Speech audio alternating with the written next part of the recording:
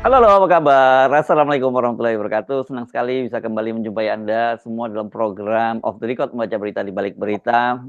Masih terus bersama kami, saya Hersbuno Arif.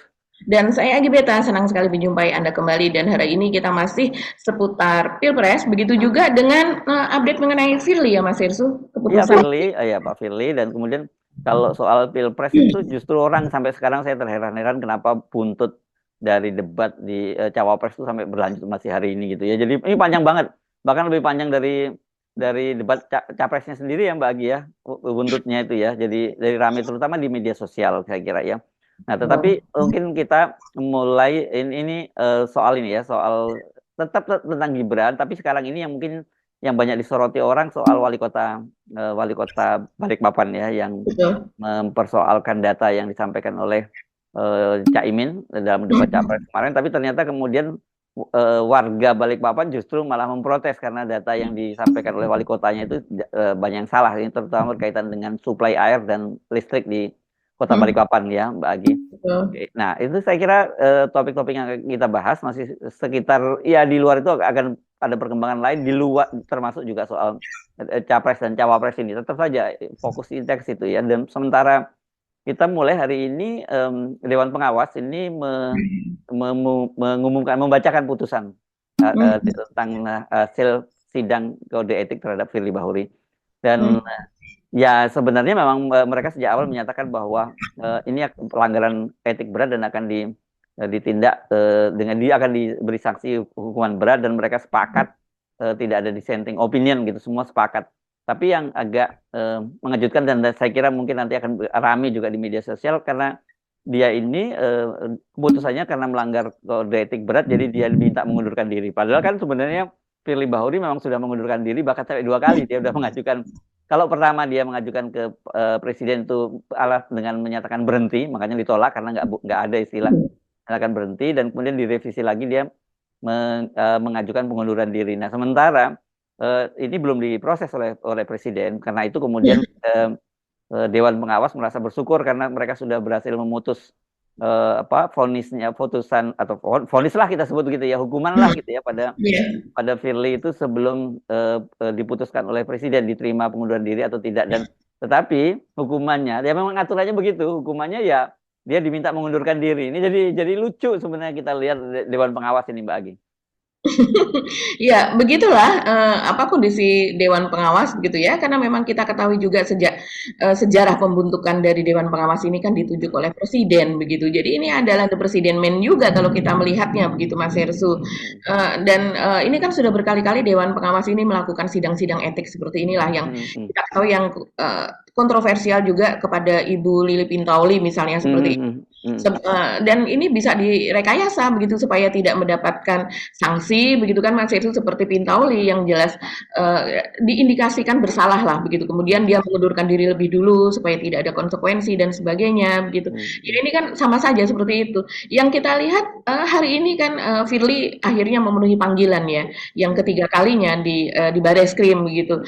Dan lagi-lagi wartawan, teman-teman wartawan ini terkecoh yang menunggu sejak pagi begitu ternyata tahu-tahu dia sudah di lantai 6 Mas Irsu. Itu ada Ini punya ilmu ngilang ini ya rupanya ya Firly ya. iya, tahu-tahu sudah jadi ketika mengkonfirmasi loh ini udah jam 10 karena jadwalnya jam 10 kok Pak Firly belum datang. Oh dia sudah ada di lantai 6 begitu.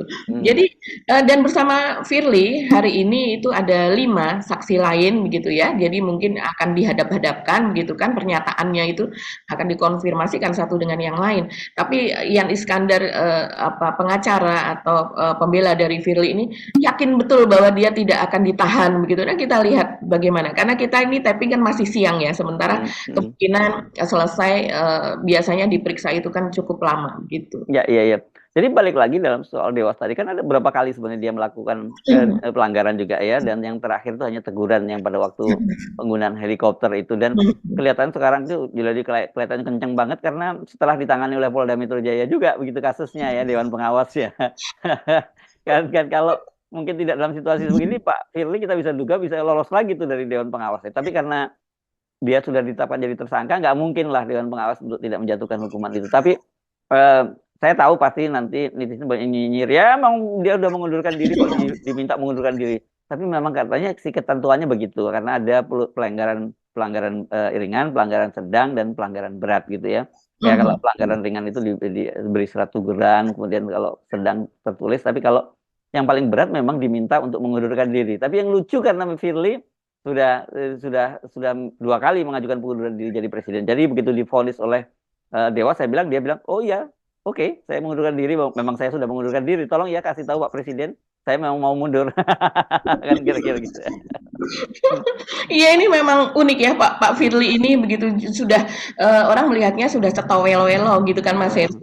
Tapi sempat di pra peradilan kemarin kan juga dia membuat tuduhan terhadap Pak Karyoto begitu ya apa Hmm. Kapolda Metro Jaya begitu bahwa memang kan ada kasus korupsi atau suap begitu atau apa ya namanya ya korupsi lah maksudnya di Ditjen Kereta Api begitu Mas Hersu dan kemudian di apa namanya di Kemenhub itu kan masuknya.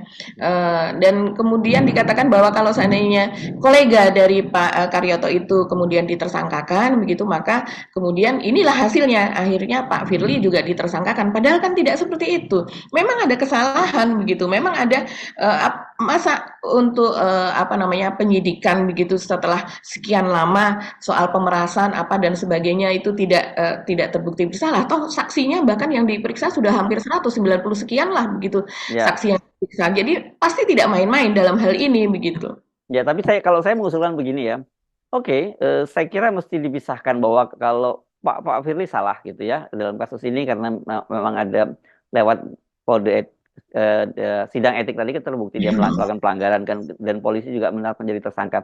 Tapi kita juga tidak boleh menutup mata bahwa mungkin juga terjadi hal yang sama di KPK, ada di pimpinan yang lain bahkan atau di penindakan ya itu diselidiki juga gitu. Jangan kemudian itu ditutup gitu karena kan justru kita dorong Pak Firly untuk buka-bukaan karena jangan dia sendiri dong yang jadi korban begitu. Kalau dia tahu memang banyak pemain yang lain buka dengan data-data dan fakta yang kuat, saya tahu orang akan skeptis terhadap Pak Firly. Lu kan ini mau ngeles saja mau nyerang balik orang. Tapi kalau Pak Firly bisa menunjukkan data dan fakta yang cukup kuat, why not gitu loh Mbak. Kita dorong dong lakukan seperti itu sekalian bersih-bersih sekalian gitu.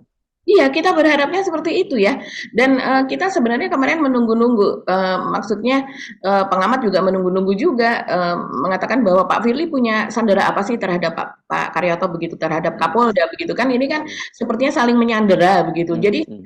saya rasa kalau seandainya pun ada sandera kasus yang cukup besar itu akan menjadi senjata bagi Pak Firly pada pra peradilan kemarin juga begitu kan. Hmm. Tapi ternyata hanya itu sanderanya begitu sejauh ini ya. Hanya sejauh ini yang dia gunakan hanyalah soal bahwa indikasi bahwa ini apa penetapan tersangka kepada dia itu ada bumbu-bumbu lah di balik itu bahwa karena entah dendam sakit hati atau bagaimana begitu karena kolega dari Kapolda ini menjadi tersangka gitu tapi ternyata ya memang masing-masing mungkin memiliki kesalahan begitu kan Ya, dan ya. dari KPK yang baru itu juga menyatakan bahwa tidak ada uh, uh, apa pertemuan dengan Kapolda dalam itu dibicarakan begitu bahwa kalau ada transaksi semacam itu tidak ada begitu dan Ya, dengan ya. disertakannya Firly saat ini ya itu membuktikan itu Mas Verso. Jadi kan sebenarnya sikap publik terhadap Firly dan Gibran ini sama gitu ya Mbak Agi ya. Cuman nasibnya beda aja gitu ya. Kalau kan sama juga orang seperti Pak Firly mau bicara apa aja orang juga nggak percaya. Gibran juga begitu. Tapi kalau Gibran kan bisa melenggang terus bahkan salah-salah bisa jadi wapres dan bahkan jadi presiden. Itu yang berbahaya. Itu yang harus kita tegah.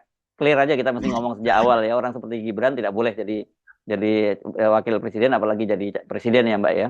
Karena berbahaya ini sejak awal orang ya harusnya dia melalui kode etik juga dia juga tidak lolos secara kode etik kan begitu.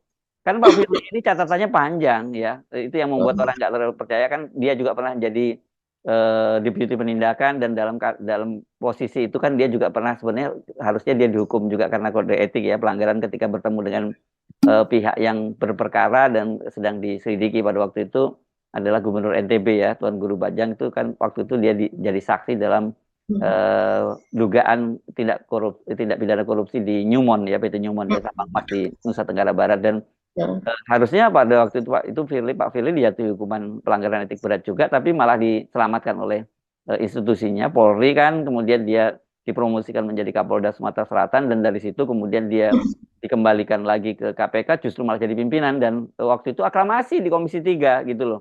Kan jadi sejak awal ya memang catatannya buruk dan ketika dia kemudian di era inilah kemudian revisi undang-undang masuk, dia menyingkirkan karyawan yang punya dedikasi melalui tes wawasan kebangsaan dan sebagainya. Jadi ketika ini sekarang ini katakanlah Pak Firly benar, benar itu dalam pengertian bukan dalam kasus dia. Dia punya catatan lain terhadap orang lain, yang gitu orang nggak nggak percaya gitu begitu.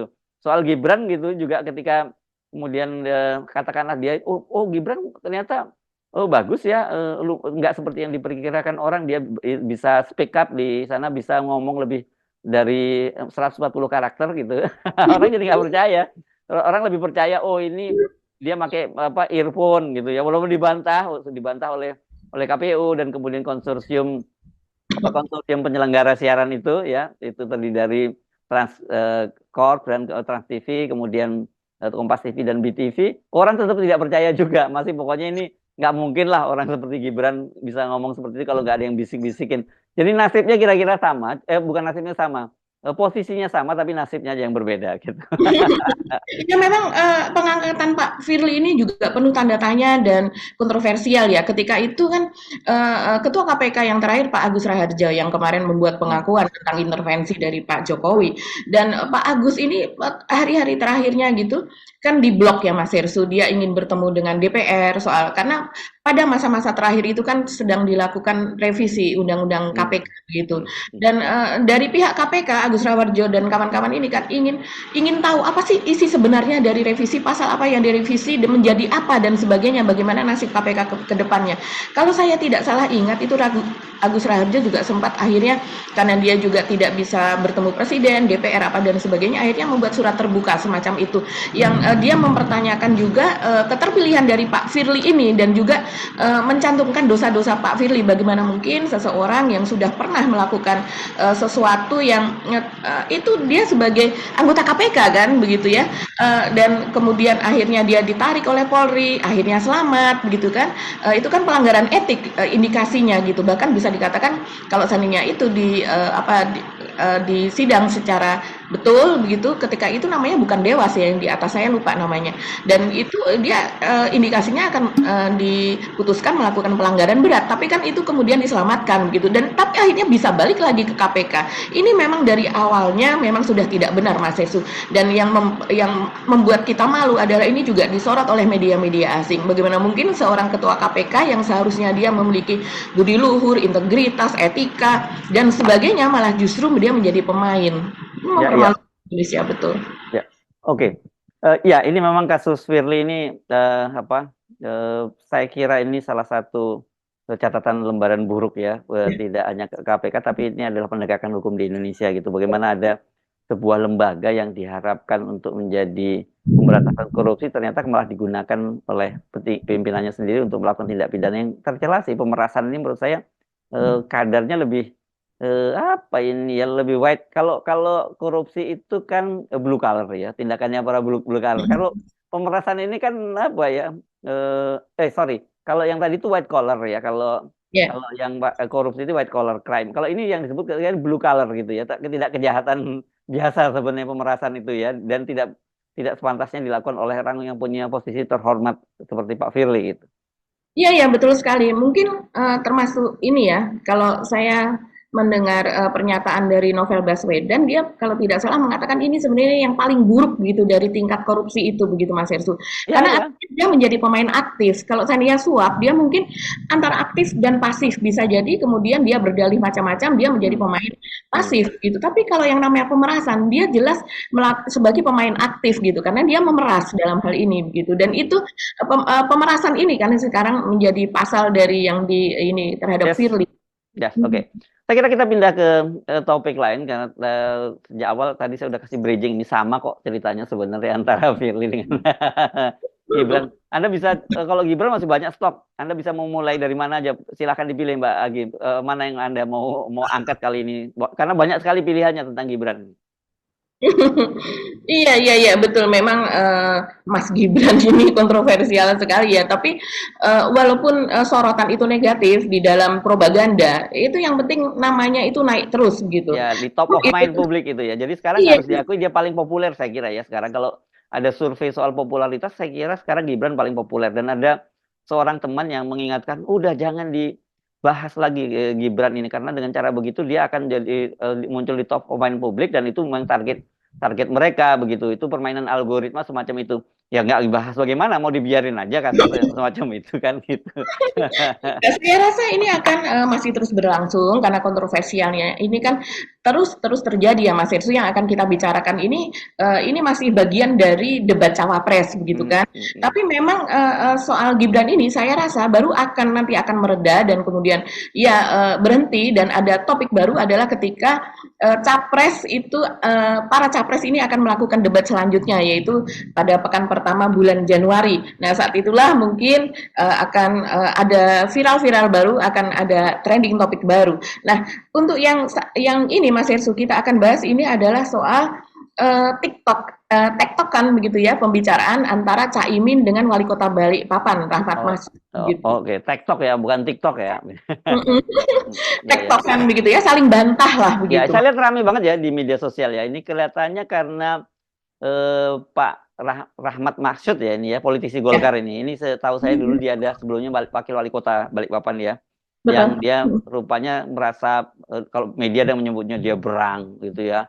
Atau naik darah karena disebut bahwa Balikpapan itu kan sekarang ini adalah kota yang apa sering tergali pemadaman listrik dan juga suplai airnya itu sangat sangat buruk kualitas airnya di sana dan kemudian menurut Rahmat Marsud itu bahkan Balikpapan itu kelebihan suplai suplai listriknya itu yang saya kira ini yang kemudian Rahmat Marsud itu justru bukan dihajar dibalik oleh timnya Amin tapi dihajar sendiri oleh warganya karena realitasnya para warganya itu menyodorkan data-data bahwa apa yang disampaikan oleh Caimin itu betul gitu. Saya sendiri agak terheran-heran. Setahu saya, bagaimanapun ini Balikpapan ini kan kota minyak gitu ya Mbak ya.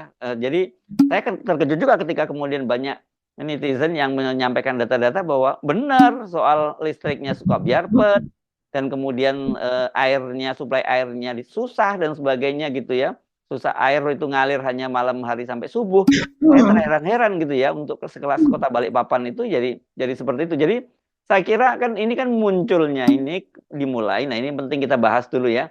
Sebelum kemudian masuk ke Pak Rahmat Maksud kan munculnya ini soal gagasan dari kan bolak-balik ini kelihatannya timnya tim lain itu terutama tim tentu paslon nomor 2 ingin memojokkan Anies khususnya berkaitan dengan IKN kan sebenarnya tadinya kan begitu ya ini kita kaitannya kan ini kan mulai sejak awal selalu dipertanyakan soal itu dan saya tahu targetnya adalah ini ingin membangun diferensiasi bahwa Anies menolak IKN karena itu pendukung Jokowi harus tidak jangan pilih Anies kan kira-kira seperti itu kan. Tapi kemudian secara gradual Anies pelan-pelan sikapnya mulai tegas dan dia bisa menjelaskan mengapa itu IKN itu harus tidak dilanjutkan kan gitu ya. Dan idenya kemudian kalau Anies pilihannya ketika tanya apa pilihannya sebenarnya dia ingin kota-kota lain itu justru dibangun gitu kota-kota yang sudah ada gitu setara dengan Jakarta kalau memang targetnya pemerataan gitu tapi pada waktu kemarin itu mungkin Caimin yang tidak yang sering dipahami orang atau memang penjelasan Caimin kurang ya kurang dia menyatakan bahwa membangun kota kota sekelas Jakarta 40 kota sekelas Jakarta maksudnya bukan membangun ya apa ya mengempower atau revitalisasi kota-kota yang ada di Indonesia itu ada 40 kota itu menjadi kota yang setara Jakarta. Jadi bukan membangun gitu kan yang kan kemarin itu juga ditanyakan oleh Gibran gimana mau orang nolak IKN tapi malah mau membangun kota baru 40 kota baru. Itu saya kira perdebatan munculnya kan dari situ tadinya ya Mbak Aki ya. Iya, ya, betul sekali Mas Hersu. Soal 40 kota begitu ya yang dibangun, sebenarnya ya memang betul membangun, tapi membangun kota yang sudah ada begitu Ya, ya. di daerah masing-masing. Yang kebanyakan itu adalah juga ibu kota provinsi sih sebetulnya Ya. karena itu menjadi pusat pertumbuhan baru begitu kan. Tapi kemudian itu memang dipelesetkan oleh orang bahwa itu membangun kota baru. Jadi seperti IKN baru begitu dari Ya, ya, nol. karena memang penjelasan Caimin juga dia clear soal itu. Jadi Ya. ya orang tahu, orang publik nggak paham, tapi Pak lawan tahu, dan itu ya kemudian jadi diplesetkan begitu. Iya, sebetulnya Caimin menjawabnya begini, jadi di debat cawapres kemarin kan memang ada pertanyaan ini untuk yang kasus untuk wali kota Balikpapan ini pertanyaannya adalah panelis itu, jadi bukan dari Gibran gitu ya pertanyaannya Mas Isu, tapi dari bola-bola yang diambil itu, yaitu bahwa 56% penduduk Indonesia tinggal di perkotaan dan mencapai lebih dari 70% di tahun 2045. Jadi pada tahun 2045 diperkirakan 70% itu ada di perkotaan. Jadi ditinggalkanlah itu desa begitu Mas Yesus. Permasalahan akan menjadi kompleks seperti transportasi publik, sampah dan kawasan kumuh. Dan kemudian ditanyakan bagaimana strategi Caimin dalam menyiapkan instrumen fiskal khusus untuk mengatasi masalah tersebut. Dan Caimin ini kemudian menjawab bahwa di antara kebutuhan pokok adalah infrastruktur yang memadai dan dalam kerangka agar tidak terjadi penumpukan penduduk di dalam satu perkotaan, maka pembangunan perkotaan harus dibikin merata di berbagai tempat. Sebenarnya dia tidak salah juga, dia tidak membangun yang baru begitu, tidak, tapi pembangunan perkotaan harus dibikin merata di berbagai tempat. Itu jawaban dia. Di mana perumahan tidak terlampau jauh dari pusat-pusat pekerjaan, di mana akses pendidikan bisa sampai pada yang dibutuhkan, itu katanya. Dan akhirnya dia menambahi Mas Hersu, ini sesuai dengan visi misi 01 saya rasa ya, karena dia tidak mendukung IKN begitu, dan tidak memasukkan keberlanjutan IKN itu di dalam visi misinya. Caimin mengatakan, sekali lagi kita bukan setuju atau tidak setuju IKN, yang paling penting adalah prioritas pemerataan dan keadilan agar terbangun kota-kota sehingga sarana air bersihnya terwujud. Balikpapan kasihan, Banjarmasin kasihan, Pontianak kasihan. Karena apa? Kota-kota ini dalam waktu singkat bisa kita sulap menjadi lebih baik. Karena apa? Fiskal yang kita siapkan dirata adilkan di masing-masing perkotaan. Itu. Kalau yang saya ingat lagi ketika itu dia menggambarkan bahwa IKN dibangun dengan sekitar 466 triliun dan sekitar 20%-nya itu adalah berasal dari APBN. Artinya ini kan hampir 100 triliun lah bisa dikatakan demikian, itu nanti berasal dari APBN. Padahal itu kalau seandainya dipakai untuk membangun kota-kota, 40 kota di Indonesia, itu maka infrastrukturnya, air bersih, pendidikan, kebutuhan sosial, dan sebagainya, itu akan menjadi lebih baik begitu Mas Hersu. Jadi, nah untuk khusus yang untuk soal Balikpapan ini perkataan Caimin yang Balikpapan kasihan, Pontianak kasihan, Banjarmasin kasihan, itulah yang kemudian menjadi sorotan, dan rupanya ini dibantah dengan keras gitu. Bahkan kalau Kompas menggambarkan itu mendidih begitu ya. Mendidih itu kan ini hiperbola juga ini. Gitu. Iya, dan memang pernyataan Caimin, data dari Caimin itu dikatakan oleh Wali Kota Balikpapan Rahmat Marsudi ini sebagai data yang keliru begitu. Jadi Caimin salah mengambil data dan dia disuruh untuk mengambil data yang benar begitu. Disuruh terjun langsung ke Balikpapan untuk melihat kenyataannya. Dan pernyataan ini kalau yang saya lihat sampai saat ini ya, itu saya belum melihat tanggapan balik dari Caimin. Tapi Mas Hersu, saya melihat ini viral ya di X, Twitter maupun di Instagram. Dari setiap ada unggahan soal bantahan dari Pak Wali Kota ini, bukan Caimin yang menjawab, tapi warganya sendiri yang menjawab. Ini kita bisa tergeli-geli gitu Mas Hersu membaca jawaban-jawaban penduduk Balikpapan ini. Ada di antara mereka yang menyatakan tetangga dari Pak Wali Kota, hanya sekitar 5 menit. Kalau saya pergi naik motor ke rumah Pak Wali Kota, tapi kenapa 2 bulan ini saya tidak menerima kiriman air dari PDAM, misalnya seperti itu. Ada juga yang mengatakan bahwa dia seringkali misalnya masalah listrik begitu Mas Hersu. Ada yang mengatakan bahwa itu cukup mudah untuk dilihat bagaimana listrik itu biarpet di sana begitu. Karena dengan melihat apakah hampir setiap rumah penduduk itu memiliki genset. Jadi katanya orang-orang yang mampu itu mereka pasti memiliki genset. Itu untuk apa? Untuk mengantisipasi biarpetnya listrik yang di sana begitu. Begitu juga banyak sekali. Ada yang bersaksi juga. Ini seorang kakek begitu ya, dan kemudian rumahnya itu mati listrik sehingga cucunya dari kompleks lain, dari wilayah lain di Balikpapan itu datang ke dia begitu, karena maksudnya rumah anaknya mati listrik, mengungsi ke rumah kakeknya gitu ya. Mengungsi ke rumah kakeknya begitu. Tapi ketika dia mengungsi ke rumah kakeknya, tiba giliran rumah kakeknya mati listrik dan di rumah orang tua si cucu ini ternyata Nyala. nyala lagi, sehingga dia ditinggalkan sendirian di tengah malam. Jadi banyak sekali cerita-cerita lucu. Jadi saya melihatnya itu miris gitu, tapi juga geli, Mas Ersu. Ya inilah banyak juga yang menyayangkan jawaban dari Pak Rahmat Masud ya. Dia Hmm. mengatakan bahwa sebaiknya melihat data itu justru Pak Rahmat Masud gitu. Dan banyak sekali juga yang mempertanyakan Pak Masud ini sering terjun turba gitu ya, turun ke bawah atau tidak gitu.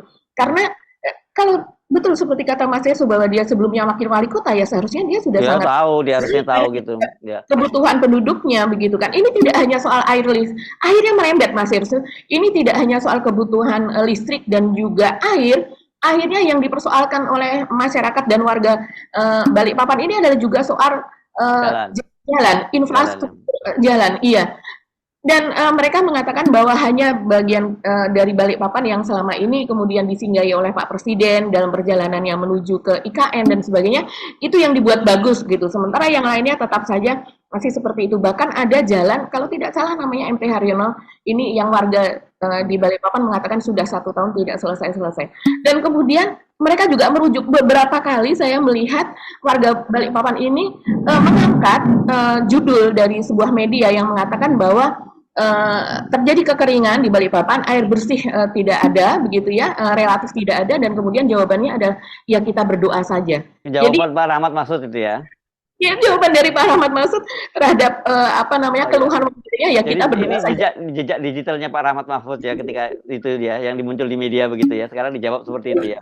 Ini saya kira ini tipikal anu aja terlalu bersemangat membela junjungannya dan mencari muka lah ke Pak Jokowi dan Gibran gitu. Kira-kira begitu ya. Dia mau belain tapi salah datanya kan begitu. Dan ditantang Mas Hersu, ini ada salah satu yang saya bacakan ini ya, mungkin sudah agak kesal gitu ya. Dia mengatakan dari akun Presiden Daeng, dia mengatakan apa perlu kami sebagai warga Balikpapan sejak 1997 posting video jalan-jalan rusak, susahnya air bersih di perumahan PT HER 2, saya tidak tahu HER 2 ini di mana, sepinggan tempat tinggal adik saya. Pakai bantah segala. Iya aja kenapa sih? Kemudian dia mention @pemkot BPN Balikpapan dan @kota Balikpapan gitu. Ya, iya kok. Dan ini banyak sekali Mas Ifnu. Ya, Baik bandara Sepinggan itu berarti dekat bandara ya kalau nggak ya, salah ya. kalau tinggal dekat bandara mungkin ya. Ya, Dan ya. ini yang mengeluhkan tidak hanya warga Balikpapan asli, yang memberi kesaksian juga mereka yang sering bertugas di Balikpapan katanya sampai pindah-pindah hotel itu juga tetap aja air bersih itu menjadi masalah. Jadi pengunjung pun gitu ya yang tidak menjadi warga lokal di sana itu pun juga mengeluhkan hal yang sama gitu. Pak Rahmat masuk diminta bertobat ini ya. Jangan mengulang salahnya dan saya kira ini makanya saya sebut ini masih bagian dari ekses debat itu gitu ya Mbak lagi ya debat Cawapres ya. Nah soal lain masih ada nggak soal debat sisa residu dari debat Cawapres yang terus berlanjut di media sosial? Iya, ketika kemudian Cak Imin kemarin mempersoalkan Kalimantan, menyebut Pontianak, menyebut Balikpapan dan juga Banjarmasin, itu kan memang kemudian timbul praduga begitu Mas Irsu bahwa ini sepertinya Cak Imin dan Anies ini tidak akan dipilih oleh penduduk Kalimantan begitu.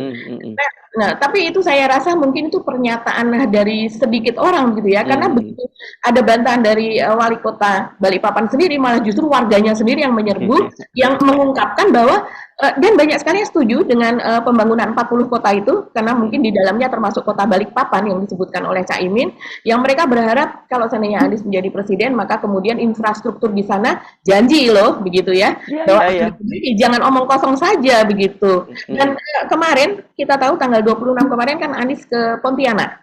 Nah, dan ternyata banyak sekali yang memposting. Ini yang paling luar biasa adalah yang hadir di acara Desa Anies, Mas Hersu. Ya, karena, dan itu diakui sendiri. Ya, Anies sendiri mengakui bahwa ketika di situ bahwa dia ini adalah acara Desak Anies yang terbesar yang pernah dia jalani lah begitu. Dan itu di Pontianak itu cukup mengejutkan ya. Padahal kan relatif sebenarnya kota-kota seperti Pontianak itu kalau dalam soal peta politik nasional kan nggak menjadi salah satu pusat perhatian gitu ya. Tapi saya juga cukup terkejut kemarin ketika di Pontianak, loh kok membludak acaranya di sana. Dan ini saya kira menarik fenomena semacam ini dan Saya senang, saya termasuk yang senang melihat acara Desak Anies itu. Kenapa? Karena itu langsung melibatkan anak-anak muda gitu, dan anak-anak muda, indikatornya adalah anak-anak muda kita kritis banget gitu ya, dan Betul. kemudian di situ juga Anies bisa ngeladenin semua gitu loh, dan saya kira pola yang semacam itu menurut saya nanti ke depan harusnya pola semacam itu. Jadi seorang kepala daerah, kepala pemerintahan dan sebagainya harus langsung dengar dari masyarakatnya, tidak perlu harus belusukan lihat sendiri, tapi dengan cara seperti itu dia akan menangkap aspirasi rakyat. Nah, tinggal bagaimana nanti kemudian apakah kemudian aspirasi itu di follow upin atau hanya untuk kepentingan kampanye saja, itu yang saya kira tidak boleh dilakukan. Ini adalah kesempatan, dan bila kita memilih untuk tidak ikut-ikut, maka yang akan menentukan hasilnya yang ikut-ikut tuh. Jadi misalnya nih 100.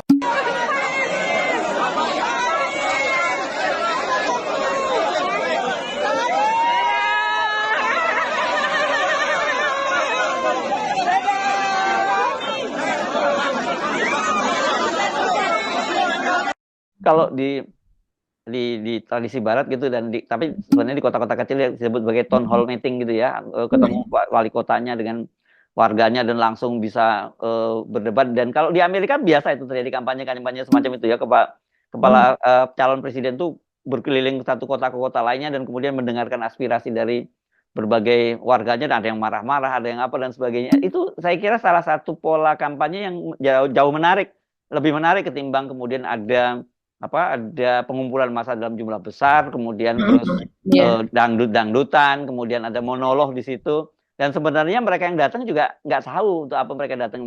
Yang penting mereka datang, dapat uang saku, dapat uang makan dan sebagainya. Ini lebih mendidik menurut saya. Jadi saya sih menyarankan mestinya calon yang lain juga melakukan hal yang sama gitu. Jadi dengan begitu kita bisa ngukur bagaimana nih kualitas dari para capres nih. Jangan hanya mengandalkan debat yang di KPU gitu. Debat yang dilakukan oleh Anies saya harus akui merupakan salah satu breakthrough itu, terobosannya cukup bagus itu, Desa Anies itu. Iya, saya rasa apa yang dikatakan Mas Hersu itu banyak juga disuarakan oleh anak-anak muda ya. Jadi generasi-generasi muda gitu yang saya lihat sih yang ikut ini kan banyak juga bahkan anak SMA pun ada yang hadir gitu ya, dan berani bertanya di situ begitu, karena sebagai pemilih pemula. Begitu juga dengan mahasiswa begitu ya, usia sekitar di bawah 30 dan lebih dari 30 sedikit begitulah. Dan yang di Pontianak ini memang cukup mengejutkan ya Mas Hersu. Saya pikir itu yang ada di Bandung, terus kemudian ada yang rame lah begitu ya, yang lebih rame begitu. Ternyata malah justru di Pontianak yang pesertanya membludak, yang sebelumnya dikabarkan atau diduga bahwa Anies ini tidak akan mendapatkan sambutan di Kalimantan. Begitu, tidak akan dipilih oleh Kalimantan karena dia menolak IKN.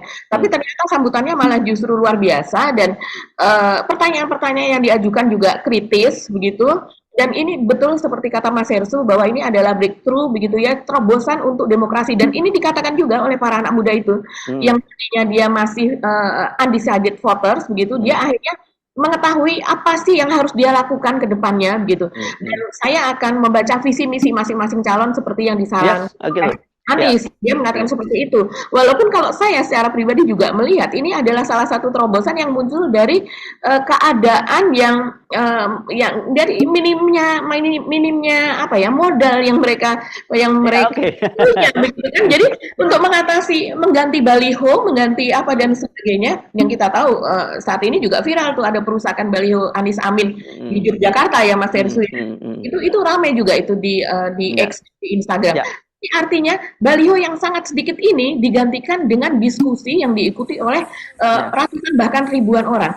Anak saya bercerita nih Mas Hersu, ketika dia dia naik mobil dari arah Cikarang ke arah Jakarta, masuk ke kota Jakarta dari arah Jakarta Timur sampai ke tengah pusat, dia bertanya, kenapa 01 itu sedikit sekali ya, hanya ketemu sesekali saja. Balihonya. Sementara yang lain itu masif sekali, banyak sekali. Saya di kota saja begitu, ya memang keadaannya begitu, di kota saja begitu, bagaimana di daerah? Iya, nggak punya duit ya. Tapi makanya menurut saya ini semata-mata bukan, kalau saya lihat mungkin ini bagian dari strategi tim kampanyenya Anies untuk mengatasi tadi itu ya, mengatasi anggarannya cekak dan dia tahu pasaran segmentasi anak muda itu besar. Tapi saya melihat dalam jangka panjang pola semacam itu bisa diadopsi gitu untuk pendidikan politik di kita gitu loh. Dengan kan selama ini kan kita selalu skeptis bahwa anak muda itu apolitis dan sebagainya. Tapi dengan forum-forum yang kita lihat sudah di berbagai kota itu menunjukkan enggak kok, anak-anak kita itu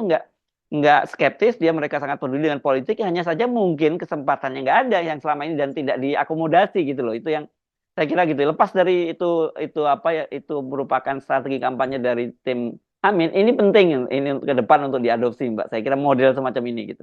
Mungkin kalau level desa diteruskan dengan cara ya semacam rembuk desa atau apa, polanya beda-beda lah gitu. Tapi dari situ kita bisa melihat bagaimana kualitas seorang calon pemimpin dan juga masyarakat kita dari situ ya, keterlibatan masyarakat kita di situ. Itu penting kita mesti highlight, Mbak Agi.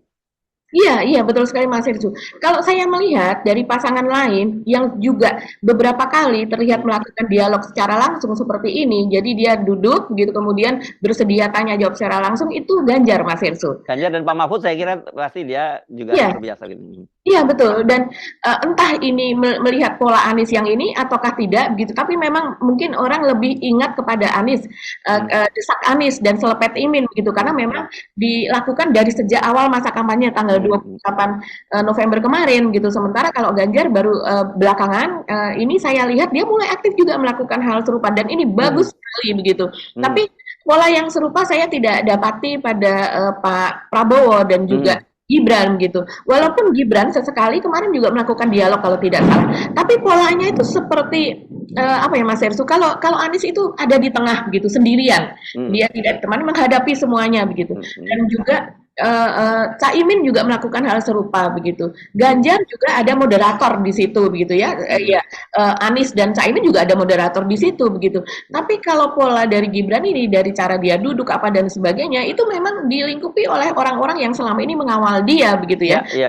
Sebagai tim sesnya apa segala macam. Jadi ketika melakukan dialog pun itu juga polanya seperti itu begitu. Jadi kita tidak melihat itu sebagai sesuatu yang murni atau apa. Saya lihat misalnya seperti Anies melakukan dialog desak Anies ini dengan moderator atau difasilitasi oleh Total Politik begitu kan, oleh kedua hostnya. Dan kemudian untuk memastikan bahwa itu bukan karang-mengarang, bahwa itu sudah disetting, akhirnya mengambil 3 penonton gitu, ditunjuk secara acak dan 3 penonton itu disuruh home pimpah begitu, dan kemudian siapa yang menang dia yang berhak mengajukan pertanyaan.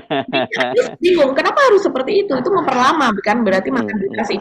Tapi ternyata itu untuk mengeliminir dugaan-dugaan bahwa itu adalah settingan. Ya saya rasa bagus-bagus sekali begitu Mas Ersu. Yes, oke. Di luar itu apa yang tadi kita janjikan untuk kita bahas kepada penonton, Pak?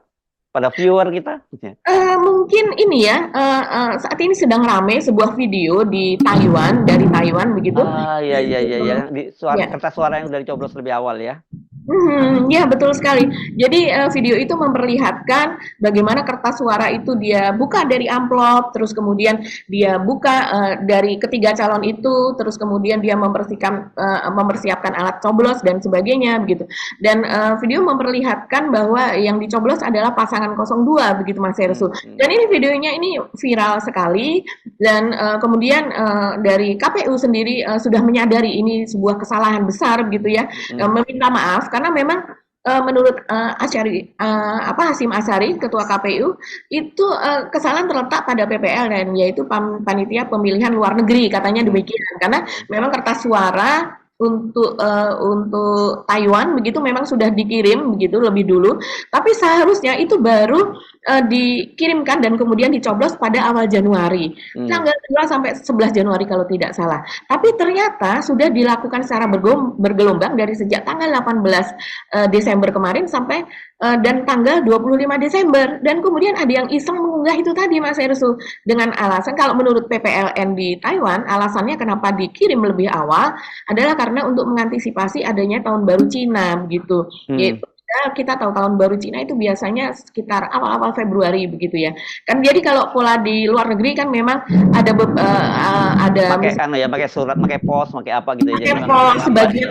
Betul, pakai pos. Jadi ini dari sekian ratus ribu yang dikirim, itu memang ada 170 sekian gitu ya, yang kemudian itu pakai pos, dan ini ada 30.000 yang sudah dikirim lebih dulu. Ini akhirnya akan dinyatakan rusak begitu. Nah ini yang concern kita, karena hal yang sama juga pernah terjadi dulu waktu pemilu lalu, tapi legislatif ya, pada waktu yang di Malaysia ya. ya pada waktu itu. Jadi yang begini-begini ini jangan mesti penting diawasi gitu, jangan sampai Betul. ada mencederai. Walaupun jumlah pemilih di luar negeri itu nggak terlalu besar, tapi tetap saja itu apa ya, bukan soal besar atau kecilnya, tapi itu adalah soal proses yang jujur gitu, transparan gitu ya.